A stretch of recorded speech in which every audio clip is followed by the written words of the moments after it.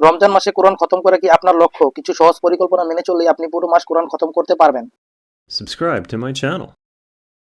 রমজান হলো কোরআন ও ইবাদতের মাস। অনেকেই চান এই মাসে কোরআন সম্পূর্ণ খতম করতে, কিন্তু পরিকল্পনা না থাকলে সম্ভব হয় না। সঠিক পরিকল্পনা এবং নিয়মিত সময় বেঁধে পড়লে এটি সহজ হয়। প্রথম ধাপ, লক্ষ্য নির্ধারণ করা। ধরুন আপনার লক্ষ্য 30 পারা কোরআন খতম করা। কোরআনে মোট 30 পারা রয়েছে, তাহলে দিনে একটি করে পারা পড়ার লক্ষ্য ঠিক করুন। দ্বিতীয় ধাপ, সময় নির্ধারণ। প্রতিদিন নির্দিষ্ট সময় পড়া শুরু করুন, যেমন সেহরি বা ফজরের পর অথবা ইফতারের আগে। মনোযোগ দিয়ে পড়া গুরুত্বপূর্ণ। তৃতীয় ধাপ, ছোট ভাগে পড়া। যদি একেবারে একটি পারা পড়তে কঠিন মনে হয়, তাহলে সেটি 2 ভাগে বা 3 ভাগে পড়তে পারেন, যেমন সকাল, দুপুর এবং রাতে ভাগ করে পড়তে পারেন। চতুর্থ ধাপ, তিলাওয়াতের সঙ্গে অর্থ বোঝার চেষ্টা করুন। শুধু পড়লে যথেষ্ট নয়, অর্থ বোঝার মাধ্যমে আপনার ইবাদত আরো বরকতপূর্ণ হয়। পঞ্চম ধাপ, নোট বা হাইলাইট ব্যবহার করুন। গুরুত্বপূর্ণ আয়াত বা দোয়া আলাদাভাবে চিহ্নিত করুন, যাতে পরে সহজে মনে রাখতে পারেন। সবশেষে নিয়মিত দোয়া করুন। আল্লাহর কাছে সাহায্য চাইবেন, যাতে আপনি সময় মতো পড়তে পারেন এবং মনোযোগ সহকারে তা মনে রাখতে পারেন।